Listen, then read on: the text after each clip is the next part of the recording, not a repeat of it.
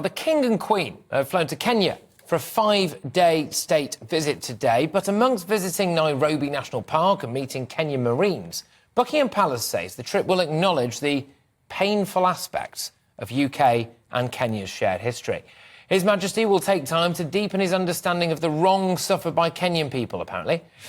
So, there are calls for him to apologise. I'm just going to very quickly, straight off the bat, go to one of the emails that I've had in so far from Chris in Cambridge. I sincerely hope His Majesty does not apologise to Kenya for the past on my behalf. That's Chris's view. Get those views coming in, gbviews@gbnews.com. So, should the King apologise? Will he? Who better to talk to about this than royal correspondent and fan favourite here at GB News? It's Michael Cole. Michael, thank you very, very much. Will the King apologise? What for as well?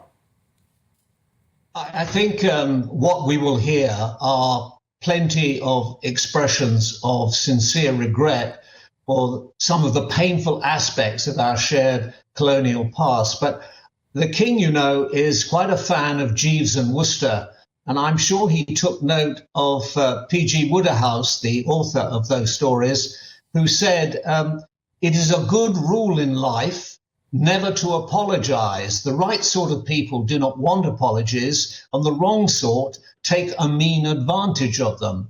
The problem with apologies is that once they're made, they open up a Pandora's box, a legal Pandora's box. And I think that the King will follow the example of the then Foreign Secretary, William Hague, in 2013, which was the 50th anniversary of Kenya's independence, when he expressed very fully regret and he made a comprehensive statement about what had happened.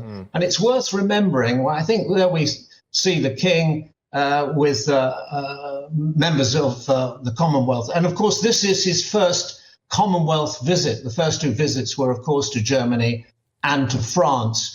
It's worth remembering this Mau Mau emergency went on for 10 years.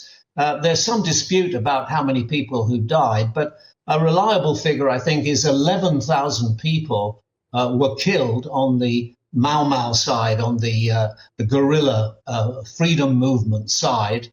And on the other side, there were 32 white settlers who were killed in very gruesome circumstances, and more than 1,000 people who were loyal to the crown at that time.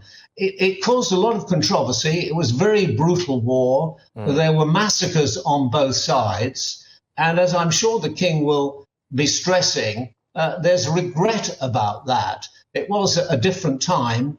This emergency began shortly after the Queen, who was in Kenya when she actually became Queen in February 1952, and it went on from 1953 for another 10 years until Kenya achieved its independence in 1963.